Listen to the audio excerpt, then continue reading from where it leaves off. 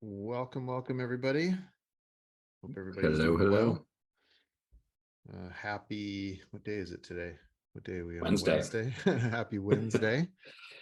Hope everybody's doing well. Today we'll get going rolling here in just a couple of minutes.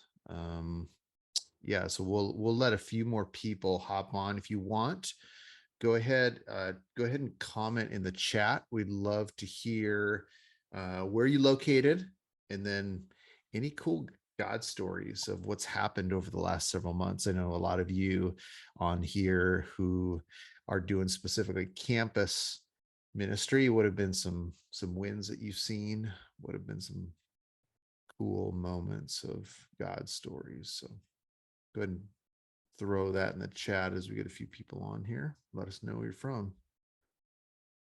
How you doing today, Ben? Doing all right in Fargo? I'm doing well. Yeah, we were talking about this earlier. We got about 8 inches of snow in the last 24 hours. It's snowing currently. So I got a late start on work stuff this morning because we went outside with the kids and played in the snow, built a giant snowman. So feels like Christmas time. It's good. And I don't miss those days, but we were talking about this earlier in a meeting. Ben loves it. I'm happy down here in Texas. So yep. It's I love the winter. Yep. Cool. We got a few more people hopping on. Let us know where you're from. Make sure our audio is good. Hopefully everybody can hear us out there. I'm guessing you should. Cool. Maybe like one more minute here. Yeah. And then we will roll.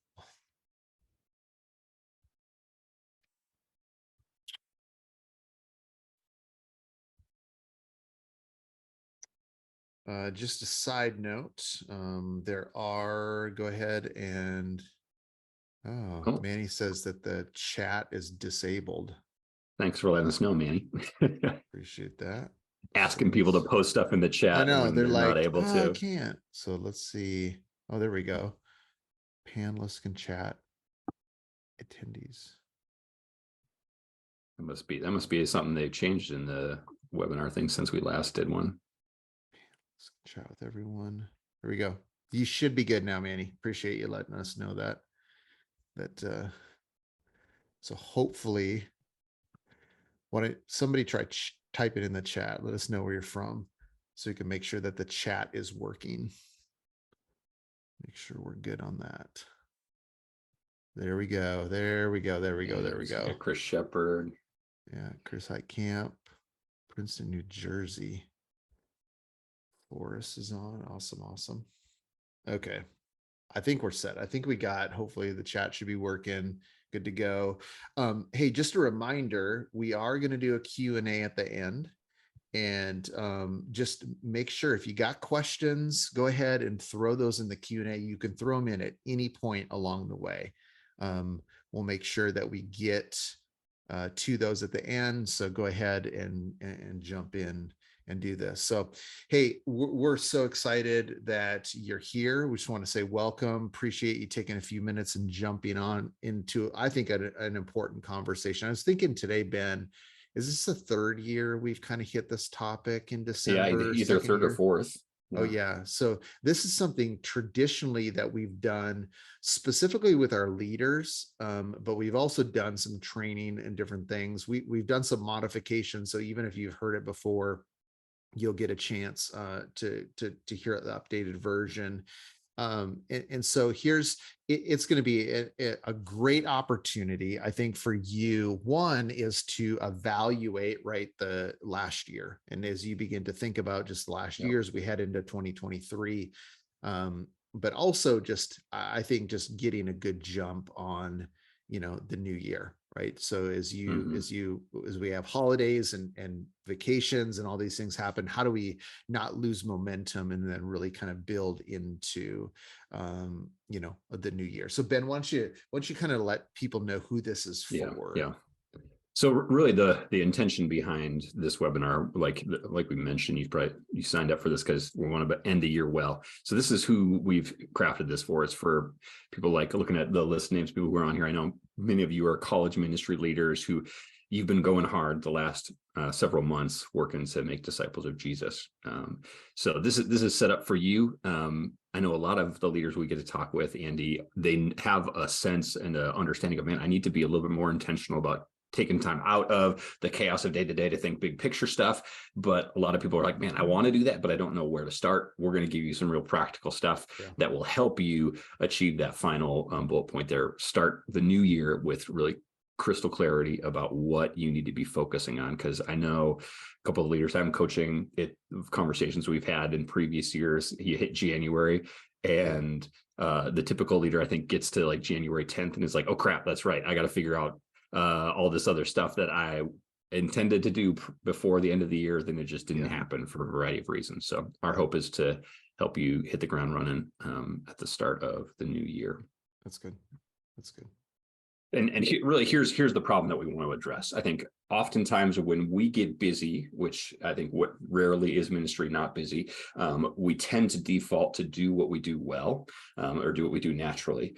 And the problem is if that is, sometimes that's good, sometimes that's unhelpful. But if the reality is, if we do more of the same stuff and continue improving that's the same stuff, we're not going to get different results. We're just going to get more of the same results. So we want to give you a chance to actually step back, evaluate, are the things that I'm doing working? And if so, awesome, let's keep improving that. If not, what do we need to actually change?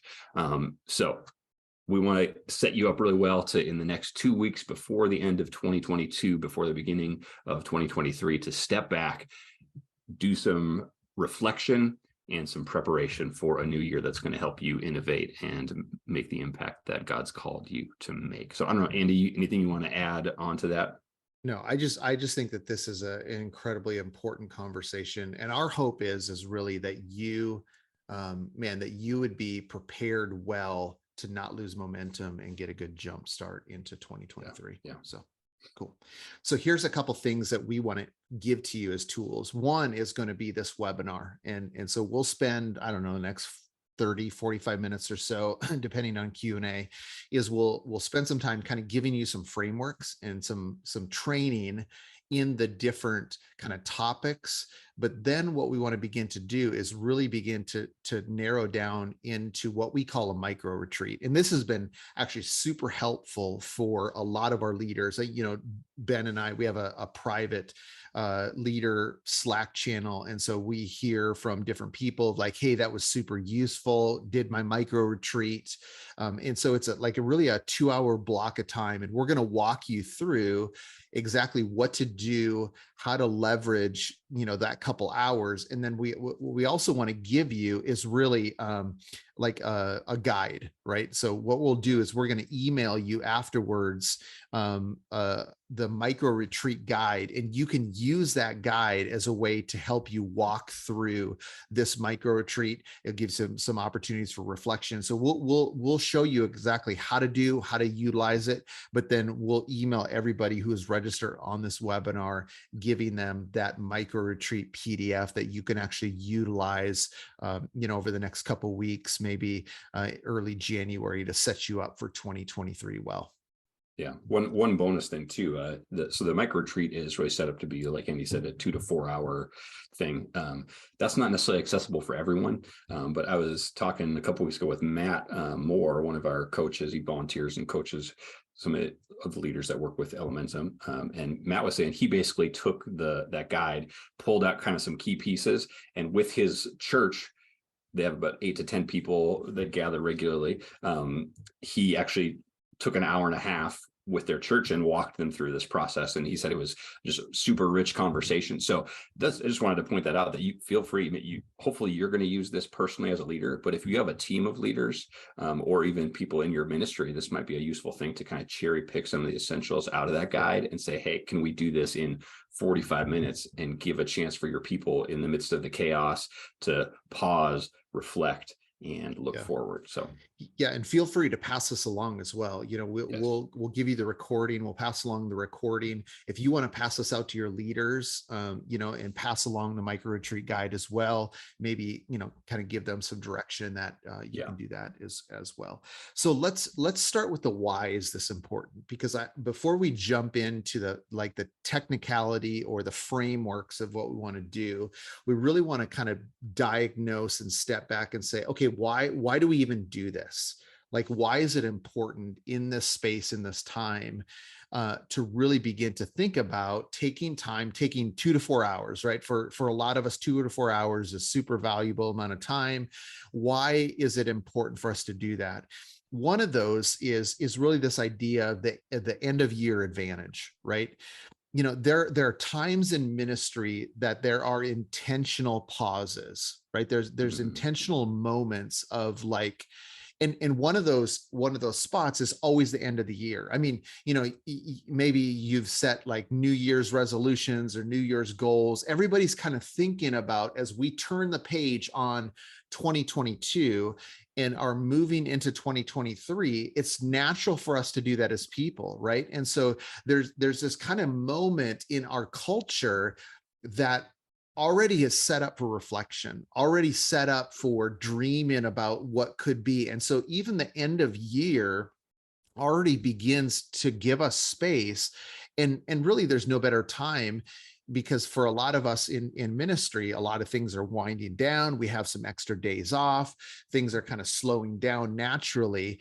And it's really a great opportunity to work on our ministries and to really lean in. I think secondly, and this is, I think, pretty crucial. We talk about this with a lot of our leaders is, man, this is biblical, right? The moment of like pauses and moments of reflection and the moments of rest and the moments of like remembering the things that God has done. I think about like a couple, you think about like just the natural rhythm of what God set up in Genesis chapter 2 of like 6 days you're going to work, 1 day you're going to rest, right? So he set up kind of that rhythm of resting, reflecting, and even beginning to think about moving forward in the next week. But you even think about how he did that on like a macro scale. So you think about festivals, right?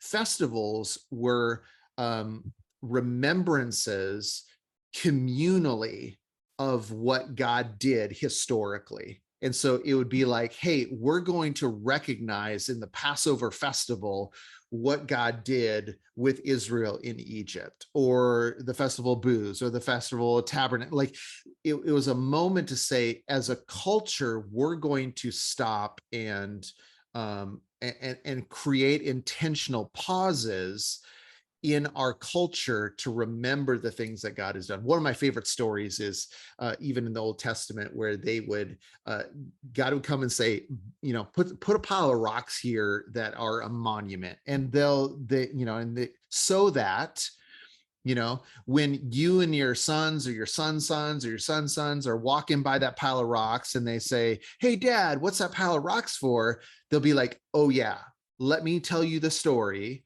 and remember what God has done. So in a lot of ways, this is a part of us as a people of faith, is to stop and remember and to think about where we're at, what God is doing, what God has done, what we believe God is going to do. And so there's a biblical precedent for that as well. Yeah. And then the last one there is just really this kind of this opportunity, this disruptive opportunity, in times of chaos, craziness, that clarity is essential. And we want to give you some tools for clarity to begin to move forward. So Ben, anything you want to add on just the why behind that? I don't think so, but I do. Yeah. I definitely appreciate this quote from Eisenhower. Right, the reality of planning, when you make plans, it's helpful, but when you get into the trenches, stuff's going to change. But the effect of taking time to step back and actually plan has massive implications and impact. Good. So let me talk real briefly about just kind of some basic structure, and then we're going to dive into, there's really 4 segments in this micro retreat for you, and we'll talk about each one briefly. So when we think about planning, there's really what we'll call the 4 directions of planning effectively. First, we want you to look upward, which is really about connecting yourself, reminding yourself what is true about God, what's true about me. Take time to ground yourself as a follower of Jesus in the truth of God found in Scripture and in time and prayer. We'll talk about that more in a second. Part two is really about looking backward, reflecting, like Andy was saying, remembering what God has done. And part three is about looking inward, taking stock of what's the state of my soul currently. And then part four is about looking forward. The challenge is, I think by default, we tend to skip those first three oftentimes and go right to part four. Maybe you do part two, you'll do a little bit of reflection about where you're at, where we've been, but rarely do we take time when we're coming to a time of intensive planning to ground ourselves in God's truth and also to take stock of where we're at as an individual.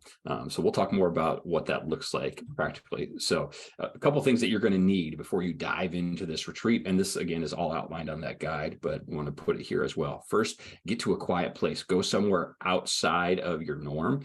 So if you have a coffee shop you always go to a different coffee shop. If you normally hang out in your home office, go to a restaurant. If you normally hang out in the church office, go sit outside. I'm not going to be able to do that here in Fargo, North Dakota.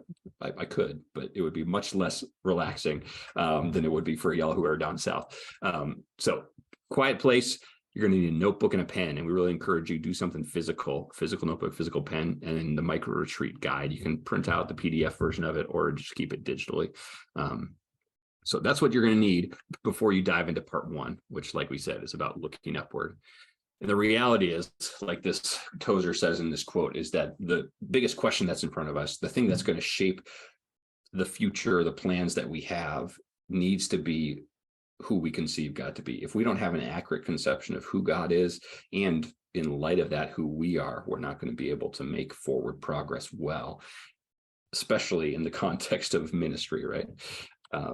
So here's 3 steps for orienting yourself, for grounding yourself in that idea of looking upward. Number 1, remind yourself of who God is. Number 2, remind yourself of what your purpose is. And number 2 is really remind yourself of who you are. And number 3 is remind yourself of what your purpose is. So in the guide that you'll be able to download, there's going to be specific scriptures that it will point you to reflect on, make some notes on, that are going to hit these 3 things. The key thing isn't exactly like those specific scriptures aren't magic scriptures. There's a whole breadth of truth, right, in God's word. The key point here is take time to think about these 3 big questions and ground yourself in the truth found in God's word in that.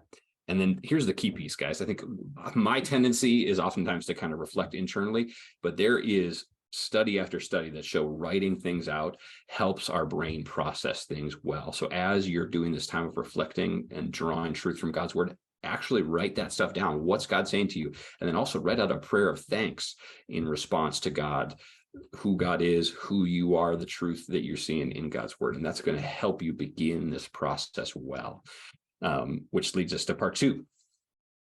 Yep. Looking backwards. So we're going to spend just a few minutes. So, part 1 is this idea of looking upward, where we want to stop and pause and recognize that, man, the relationship that we have with a loving Father, right? That we're connected before we think about reflection, before we think about planning, before we think about where we're at, is just to acknowledge first of who God is and his really his place in our lives. But secondly, we want to begin to look backwards, right? And so, man, I love looking forward, but I remember the first time that, Ben, you created this PDF, and just the value of beginning to look backwards, right? The value of looking back and just saying, man, how do I begin to look at and remember all the things that God has done. And there's some things that you can do that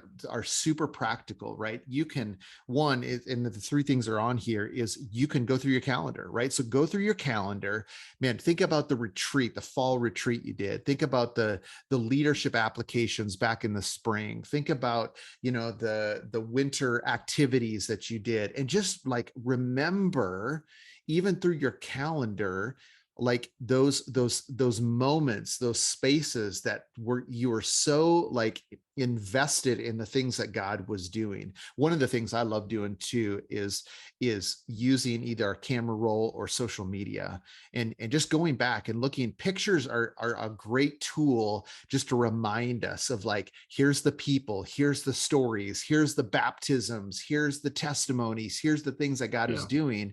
And those pictures really begin to kind of like stir in our hearts and cause us to say, man, God, you were working, you were doing some incredible things in our ministry. You're doing some incredible things in our lives. You're doing some incredible things in our ministries.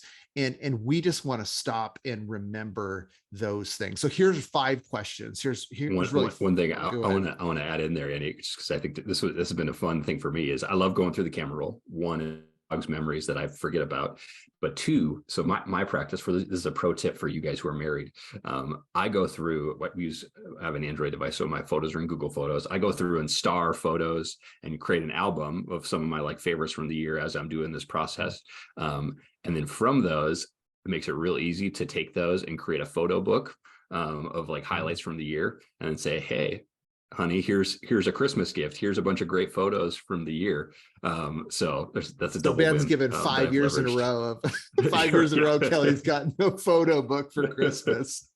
That's good. So here's some questions, right? We want to talk through these 5 essential questions that we really want to spend some time reflecting on, considering, that will help you think through the last year and to remember. Number 1 is this question of, man, where did I see or experience God at work this year, right? It's those moments of saying, God, you came through. There was this moment, there was this story, there was this thing that you did.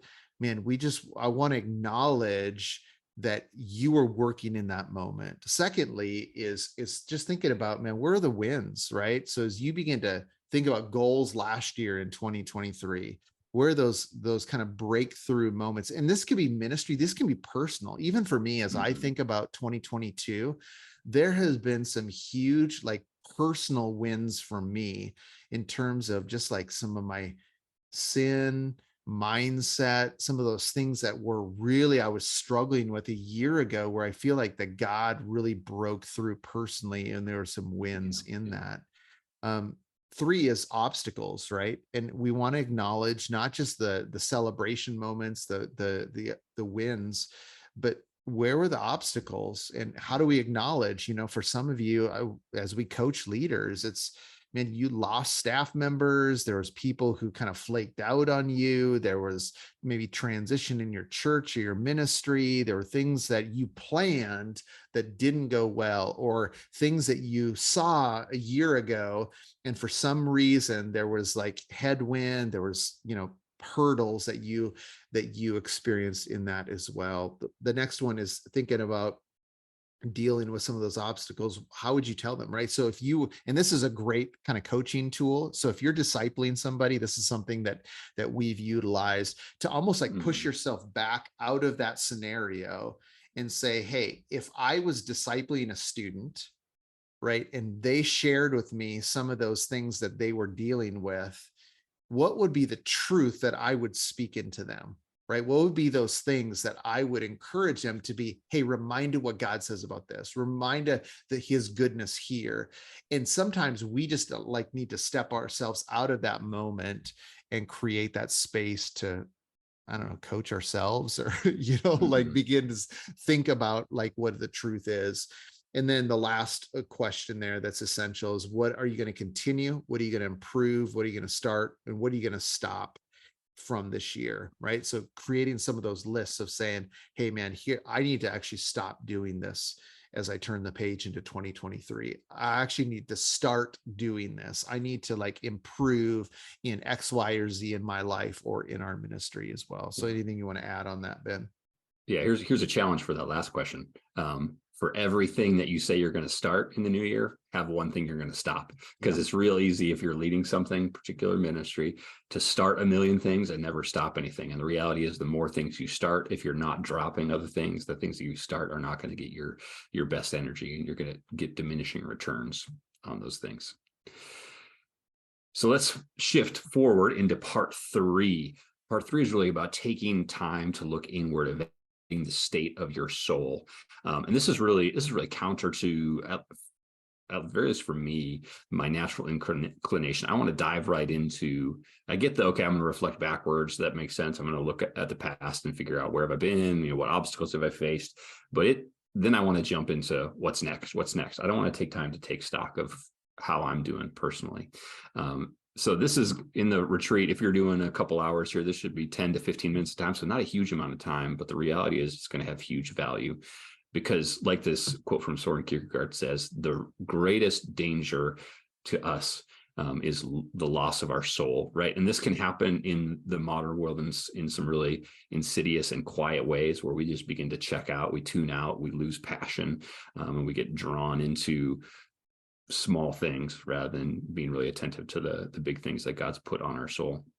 I mean, and here's maybe one analogy to put on the table for us, right? If you're trying to hike to the summit of a peak, not only do you need to know the route that you need to go to get to the top, which is we'll talk about next, like looking forward, you also need to know your capacity and your ability, right? You can know the route, and if you're not able to achieve that route because of a skill or some injury that you have, it doesn't matter how well you know the route, you're not going to be able to navigate it. And there are a lot of leaders, I think, who know where they're supposed to go, but they have not taken into account the reality of the state of their soul, or their body or their mind or their heart. And that includes, the people like your family around you. There's going to be a cost to that. So I just wanted to mention this, there's a risk of burnout when we operate that way, which a lot of leaders I talk to are operating in a way that's costing them more than they're taking in, right? You're burning more fuel than you're receiving. If you're at a place, coming into the end of the year where you're feeling like, man, I've lost the passion I had for this mission. Like at the start of this year, I was hyped for it, and now I'm just struggling to have energy. Or if you're consistently feeling stressed, anxious, depressed, or struggling to focus on the work that's in front of you, that's a sign that you're at the risk of burnout. And these things are drawn from the clinical evaluation that's used to evaluate someone's state of burnout in their respect to their career. So if you're feeling like you need to frequently check out just to survive, that's a problem. And that means you need to take a step back. And as you look forward, take into account the reality of the state of your soul. So here's 2 practical ways that we do this in this process. First, pause and do a one-word check-in. Identify what's one word that captures the state of my soul. And the reason we do one word is because the simplicity brings clarity for this. It's going to force you to identify, and you can say one word. I just did this yesterday with the group of 6 young adults that are a part of our residency cohort. We do this regularly with them. How you doing currently? What's the state of your soul? In one word. And usually they'll say one word and then kind of expand on that. And it never ceases to amaze me how much clarity becomes when someone's able to put in one word how they're currently doing. So one word check-in, and then spend some time in rest and contemplation. That may mean if you're sitting at a coffee shop, you just take 10 minutes, set aside your notebook, set aside the Bible, and currently just be present with God. Say, God, I just want to be here. I want to shut up. I'm going to observe what's going on around with me. Or if you're down south where it's nice this time of year, you can go outside and go for a walk and just enjoy that peaceful moment. What that's going to do is that's going to help you get ready for planning what's next, which is about looking forward. About looking forward. And this is where I think I would say of the 4, this is probably the easiest one, right? So it probably is the one that we as leaders most naturally gravitate towards. But what I want to do is kind of give you some frameworks or some understandings of how do we begin to think about the next year. There's a couple ways that we want to do that. One is that we want to begin to chart the course. We want to begin to chart the course for really what the next year is going to look like. Mhm. And it goes back to what Ben said: identify the one word for the new year, right? So my word for 2022 that I came up with in 2021 as I did this micro retreat was the word risk. That I felt like that God was asking me as a leader to step out in faith in some different areas. And there are some things personally that were kind of tied into that. There's some things in ministry. And that was really, man, coming and kind of landing on that one word for the new year was, it gave like singular focus. It gave even I remember times in September and October of reflecting back on that one word, of saying, okay, am I living into this one word? Like, am I, Yeah. if God impressed this back on December of 2022, am I shrinking back from this one word of risk, or am I stepping into it? And then what was that exactly look like? So ministry wise, we started a bunch of new initiatives. So even just the clarity of that one word is so powerful. And one of the things we want you to come up with is saying, okay, what is the one word for 2023? And that word is something, as you begin to pray about and reflect on, as you begin to kind of hear from the Holy Spirit, it's of saying, man, this is kind of the word that is going to be the theme that I kind of anchor down into my heart, my soul, my life, my ministry, that is going to be the extension of how I begin to think about planning Yeah. and beginning to move forward. So what was your one word for last year, Ben? Let's see. I'm looking up over here because actually I've written down. It was build. So Okay. really, kind of a couple different categories. One of them was build, like financial stability for our family. Another category that came out of that was build a deeper level of relationships locally. For us, Yeah. we had back in 2021, beginning of 2021, we brought the decade long young adult ministry that we've been leading here to a conclusion. With that kind of came some dissolution of some of the relationships that we had, not for any like negative reason, but just it just changed the dynamics of those. So we really felt like going into this year, man, who are our people? Where are we? Yeah. Do we have roots put down here? And God's really provided. And similar to what you were saying, Andy, I think there was definitely points throughout my year where I was like, okay, my focus is meant to be building something. Am I doing that, or am I spending my time on other things that are Yeah. maybe easier? Yeah. Well, a couple things in terms of one words, some guidelines on that one word. Um, as you begin to think about it, like, think about that singular focus, right? Mhm. What is kind of that anchor point that is the thing that other kind of decisions and opportunities are going to begin to be anchored to as you begin to think about moving forward. And so in some of that singular focus, as you begin to really just think about it, is understand that, man, we can have lots of different goals, different objectives, different things we want to do, but how does it tie into kind of this heart and anchoring word that wants to help you move Yeah. forward? Secondly, it helps you streamline energy, right? So as you begin to think about goal setting, or some of the things you're going to say yes to, what you're going to say no to, it begins to kind of create almost like the like blinders for you, of saying, man, I'm pushing my energy in this direction. I really felt that God gave me this word. He gave me, kind of anchored this in my heart, kind of stirred it. And so what I'm going to do is I'm going to take the resources that I've been giving, energy, time, money, those things, and streamline that energy in moving forward. And then the last one there is, man, just really it's simply be flexible with it, right? And so understand that in some of the simplicity of it, I remember when we did a process, Ben and I both did, called Unique. And sometimes one of the things they did is they would have us come up with like two word that was kind of like the mission for us. And the words might be simple for somebody else, but have a whole depth of meaning for Yeah. us. So Ben talked about that with build, right? I hear build and I'm like, yeah, that's good. But then Ben's like, yeah, and that was local ministry, and that was financially for us. And so even though it was a simple word, it had all these layers of meaning for Ben, right? And so understand, the simplicity and how it's even flexible in some of those words as you begin to move forward.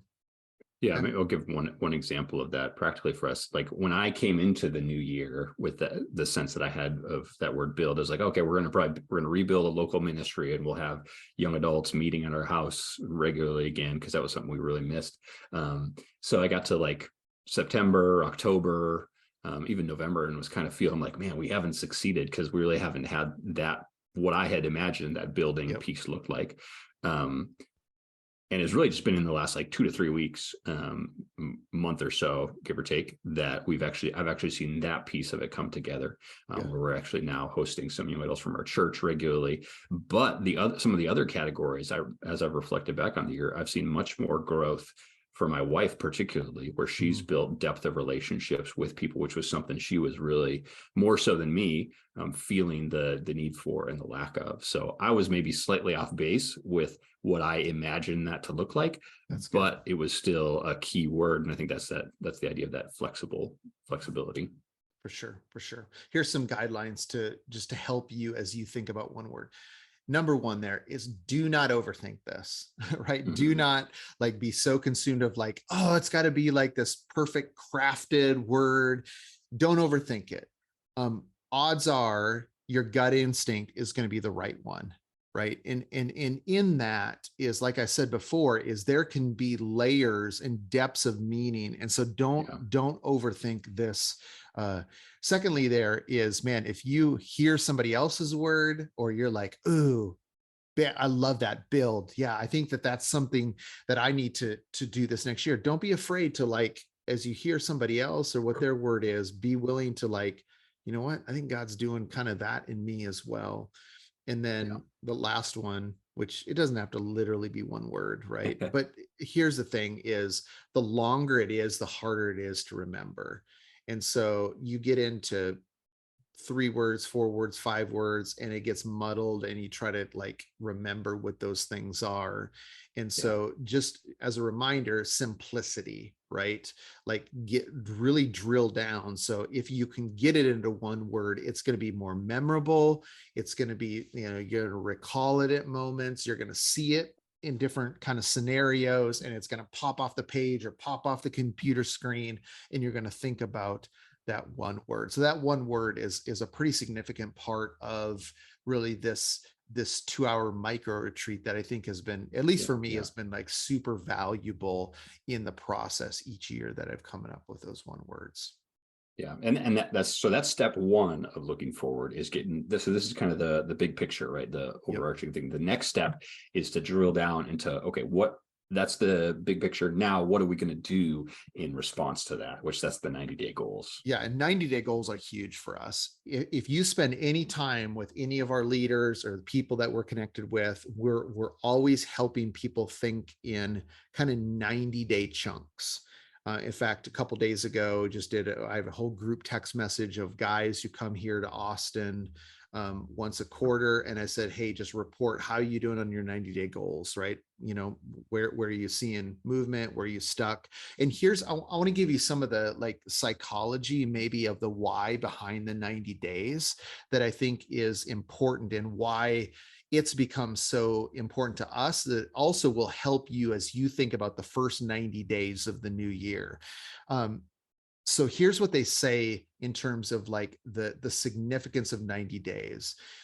Number one, that it is long enough, 90 days is long enough to create significant movement or change, either in your ministry or in your personal life. So you can start a habit, break a habit, launch an initiative, stop an initiative in 90 days. 90 days is enough. It's long enough actually to embed it as something consistent in our lives, right? So if you get up and read your Bible and pray and have a quiet time for 90 straight days, you have a pretty high percentage chance of that actually sticking long term, because you've actually had enough kind of reps or habits at it that it's long enough to create like sustainability.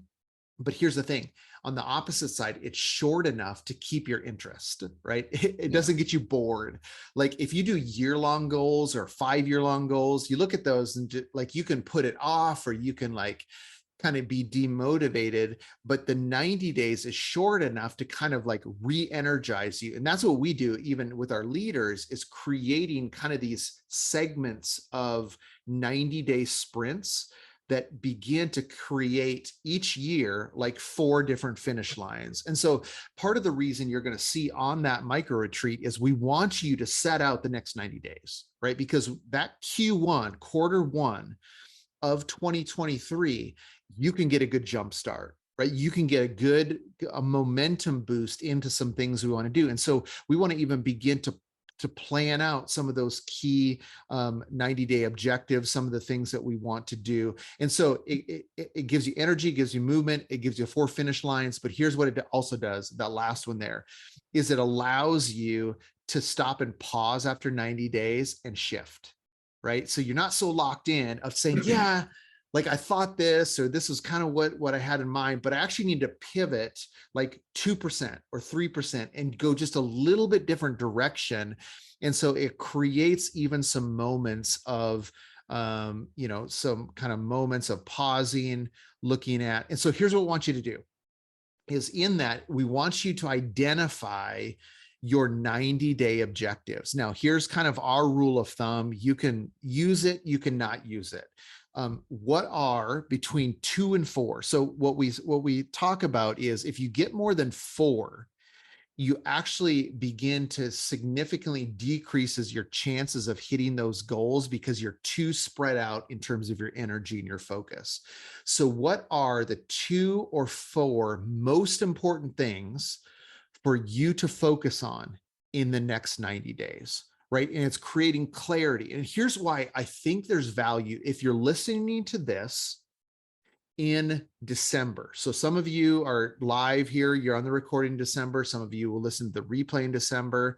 The advantage of you guys who are listening in December is it will then give you an immediate boost of momentum right into January.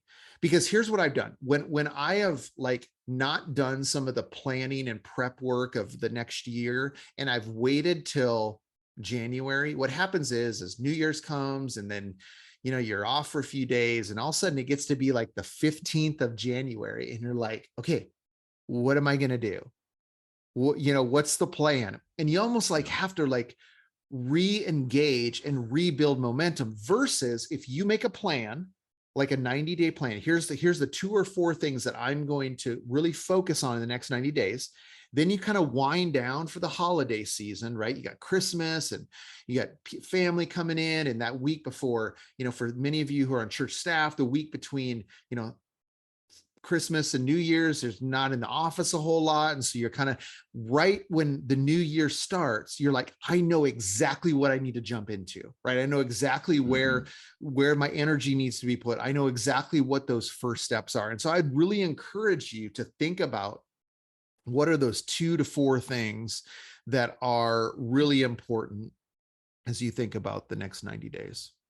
Yeah, and if you're just getting started in doing this practice, I would encourage you to do 2, maybe even just 1, because like Andy talked about, the momentum you're going to build by accomplishing those things is going to build more and more over time. So it's going to be much more beneficial for you to have 1 significant goal to accomplish in the 90 days and accomplish that, than it is to have 4 goals and accomplish 60% or 70% of each one.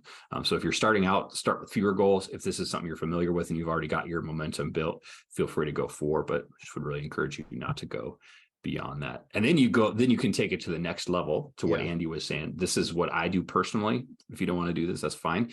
But I like to actually make these plans. And then before I take time off over Christmas, is actually say, what are my top 3 things I need to accomplish the first couple weeks of the new year after I get back, so that I can sit down at my desk the first day I'm back after New Year's Eve, and know, here's the 3 things I need to work on this week, rather than coming January 3rd or 4th or whatever, and saying, okay, I know what my goal is. What do I need to be doing today? Instead, I want to sit down and just dive right in, rather than having to do any of that planning or preparation work at that point.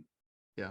That's good. That's good. And here's a kind of a side hack or whatever. Ben and I, we did some training for residents, but also we have like a productivity pack that we have for our leaders. And we always talk about this big three, right? What are those Mhm. three things? What are those three things in the first week that you need to jump on that is going to get you moving in the right direction in those 90 days? And one more comment on that. These three things, these goals, in most cases, should not be stuff that you already have to do.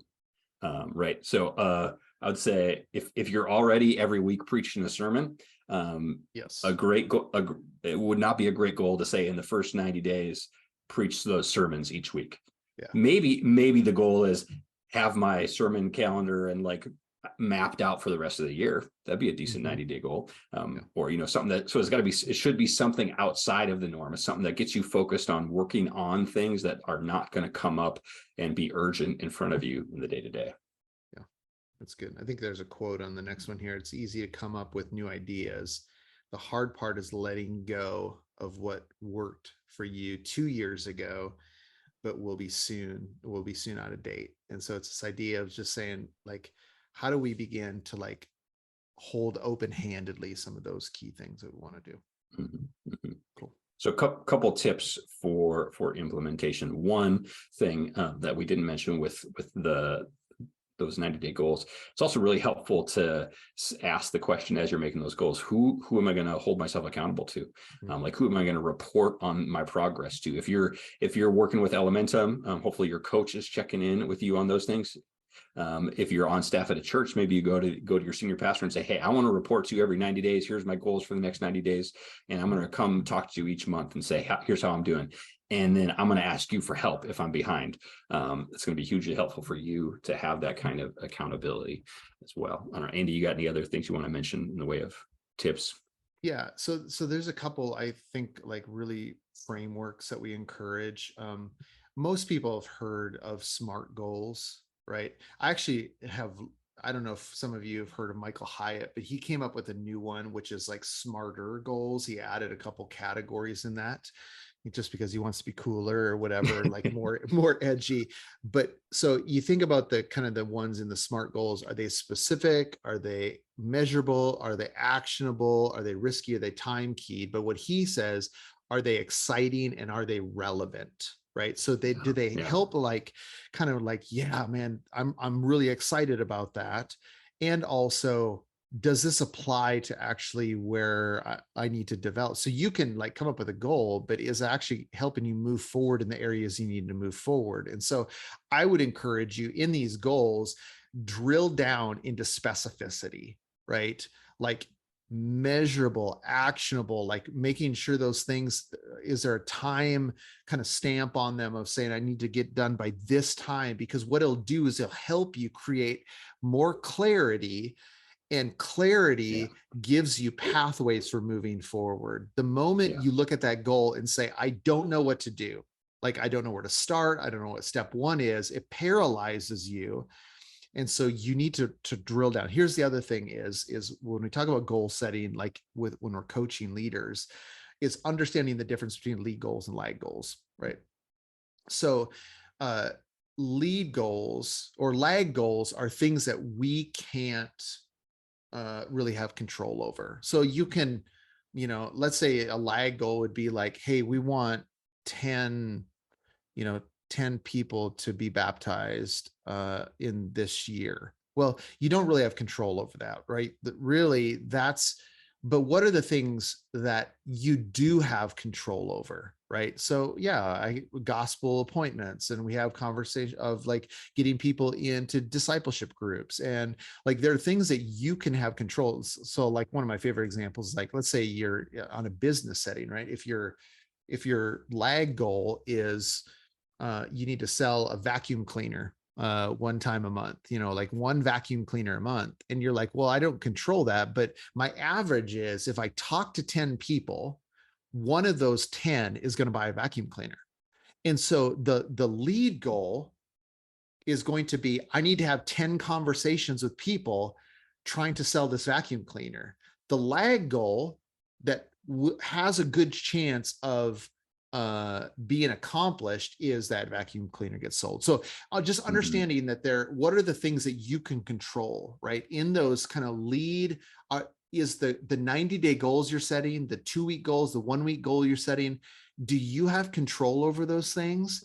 And if you don't, what are kind of the things before that that you actually do have control over that will help kind of produce that moving forward? So that would be a couple Yeah. tips that I would kind of give in terms of like 90-day goal setting.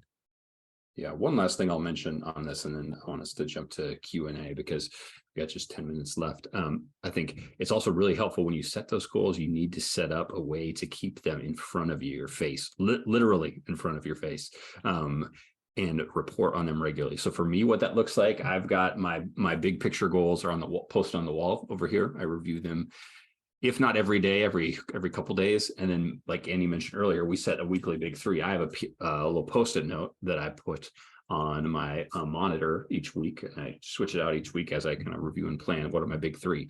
So, and I'm reporting to myself on those things, and then organizationally, Andy and I and other people on our staff, we connect regularly to talk about the organizational goals.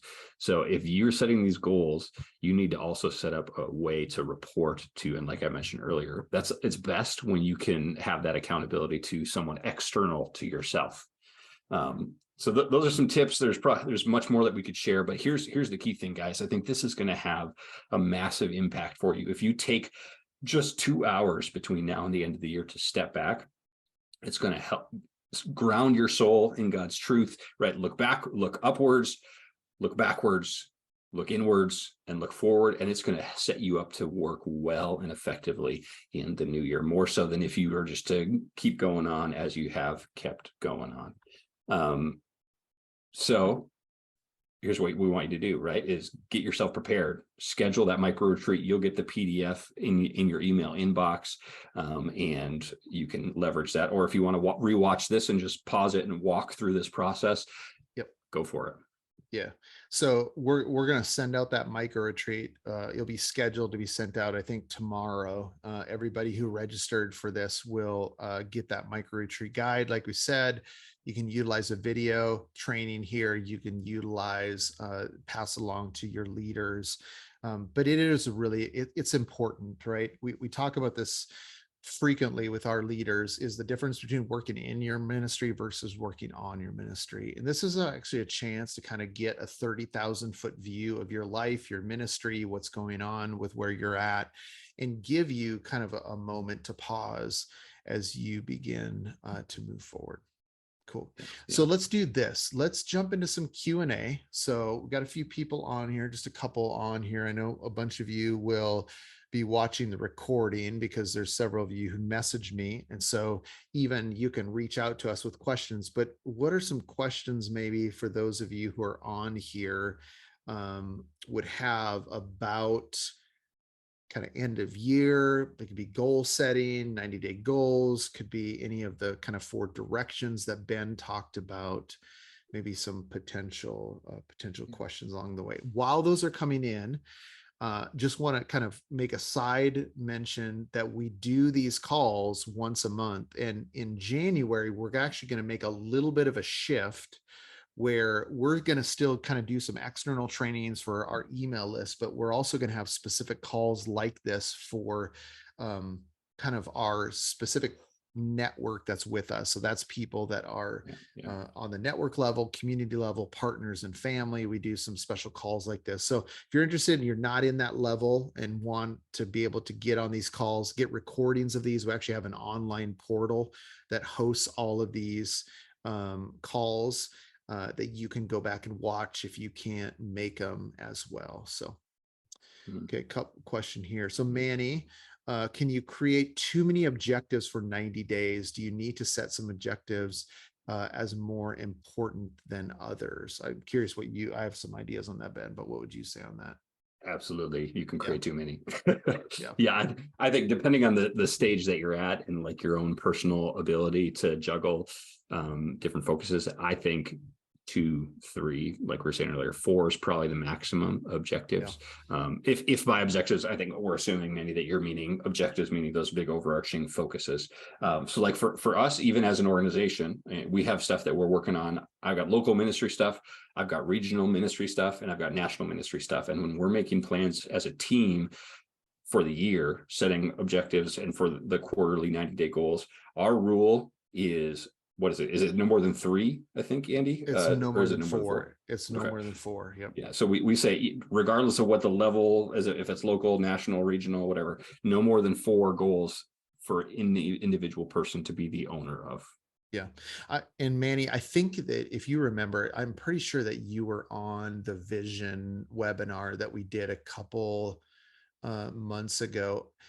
In an ideal situation, those 4 goals, 2 to 4 goals, should be anchored into a bigger goal, right? And so we talk about these kind of this horizon, if you remember the horizon storyline. And so in a lot of ways, we're not just like, when we do this organizationally or even personally, I'm not pulling them out of the air, right? It's like, well, maybe we should do this, maybe we should do this. But what it allows us to say, if this is our 1-year goal, right? This is where we want to be 12 months from now. What would be kind of those sub goals that would be anchored to that actually would help produce movement in that 1-year goal? And so actually in an ideal situation, Manny, you'd actually have as a ministry kind of some other kind of longer term goals that help you kind of focus on what, and organizationally, we have some ones maybe that aren't anchored in that 1-year goal, but those ones that are anchored in that 1-year goal will take higher priority than some of the other goals. So that's a good question. But if you didn't, Manny, if you didn't get on that, shoot me a message and I'll grab you that vision so you can see the different horizon storylines, or anybody else who wants to see it, you can message me and I'll pass along that training as well. One other question, Andy, I'd be curious to hear your response to, because this is a conversation I'll have with some regularity, encounter people who are leading ministries who are kind of just like, I don't really enjoy this planning thing. I just want to sit down. I want to minister to people. I want to care for the individuals who's in front of me.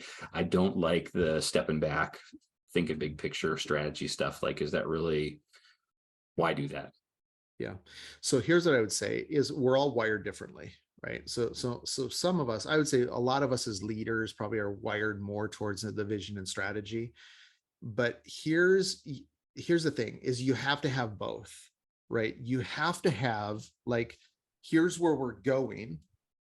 That is more around vision and strategy. So we're not guessing, but also the execution of like, no, it's really about people. It's really about like being on the ground with people and executing on some of the things day to day, week to week that needs to happen as I go on campus or I host a missional community in my home. And so I would say, one is just acknowledge how you're wired, right? Of saying, well, I'm kind of more of an on the ground person or more, and understand the value of the other side, right? So if you're not the strategy type person, how do you get some more on the ground people as well? Yeah, that's good. Cool. Well, unless there's any other questions, I think that is it. I think we're good. Yeah. Hey, thanks for joining us. If you're, whether you're watching this live or you're watching the recording, if there's some way that we can help you, we would love to jump on a call with you, hear a little bit more about your ministry, and help you think about what the next steps are for moving forward. So for those of you who are part of the network, you guys will get this on the online portal. And so you'll be able to watch this at any point along the way, pass this along. For those of you who are joining us recording, which thanks for being here for live as well. Hope everybody has a good rest of 2022. Great Christmas, great New Year's as well. So thanks, Ben. Anything else you want to say? That's it. Merry Christmas, y'all. Okay. Sounds good. Thanks, everybody. We'll talk to you later.